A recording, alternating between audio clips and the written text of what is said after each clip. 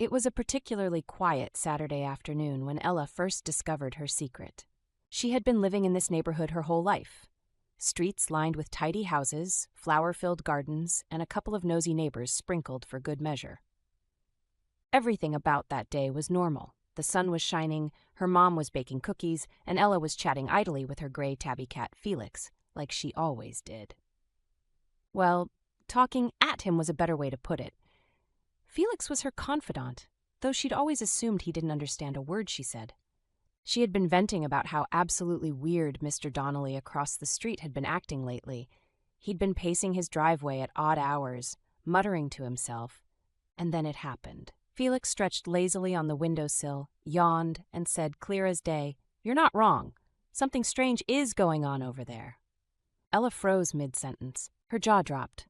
Had she imagined it? Was she losing her mind? The cat blinked at her, looking almost bored, as if this was the least exciting thing imaginable. Ella stared at him, her heart racing. "But cats don't talk! Cats don't do that!" Felix drawled, "Well, most don't. I've always found it best to stay quiet, you know. Avoid attention, live the easy life. But this mystery? It's too much fun to ignore. I had to say something."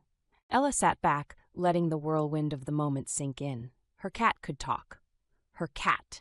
Of all the pets she might have ended up with in her life, the sarcastic, tuna-loving Felix was secretly sentient. This changed everything. "And now that the secret's out," Felix continued, flicking his tail, "how about we work together to figure out what's going on with Mr. Donnelly? I've been keeping tabs. Cats are excellent spies. It's in the whiskers." Ella wanted to laugh or cry or scream, or maybe all three, but instead she nodded. Okay, yeah, let's do this. You spy, apparently. I'm good at asking questions. Between the two of us, we've got this."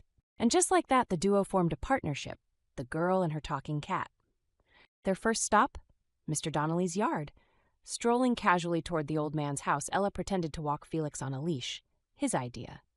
"It'll make us look less suspicious," he had said, though he hated the leash and yanked at it with fury. "Everyone knows cats are bad at walking. No one will think you're doing this on purpose." Ella tried not to laugh as she got near the driveway. Sure enough, Mr. Donnelly was pacing in his garage, muttering. He didn't seem to notice them.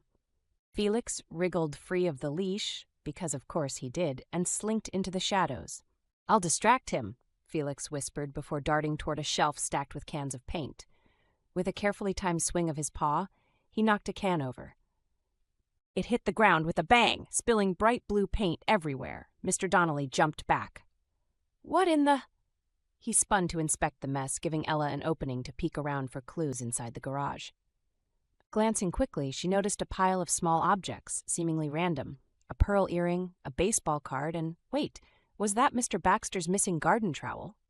"All these got stolen recently," she murmured under her breath. Her heart raced.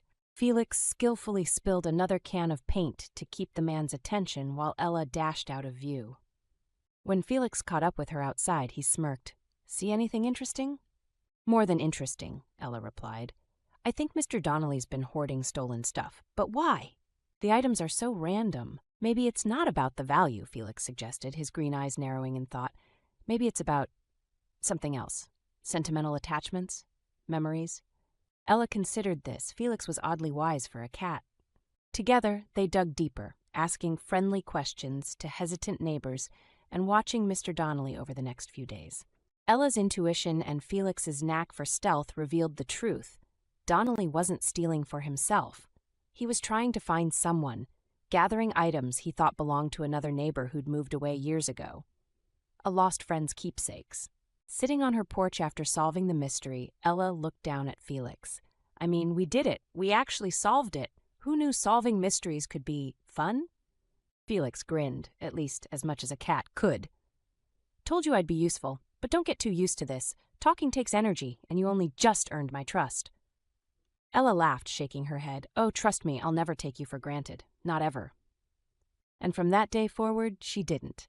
Because it turns out life with a talking cat is never boring.